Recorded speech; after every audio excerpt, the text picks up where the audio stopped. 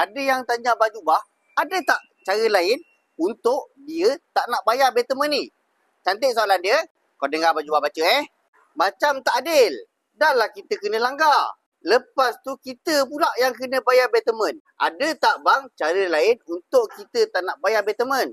Contoh, add-on cover dalam polisi insurans. Apa yang Abang Jubah pegang ni adalah polisi kereta. Dan kereta dia adalah tu, belakang. Jom Abang Jubah tunjukkan dan Abang Jubah cuba terangkan untuk korang lebih faham. Kereta Mazda ni, dia kena langgar daripada belakang. Jadi, tuntutan yang Abang Jubah boleh buat untuk kereta ni adalah OD KFK claim ataupun third party claim. Disebabkan Abang Jubah tak ada panel untuk syarikat berjaya sompor ni, Abang Jubah terpaksa buat third party claim. Yang menariknya, dalam polisi dia ni, dia berjaya ataupun dia boleh mengelak untuk membayar betterment. Mesin ni Abang Jubah tunjuk kat korang apa yang dia add on dalam polisi dia.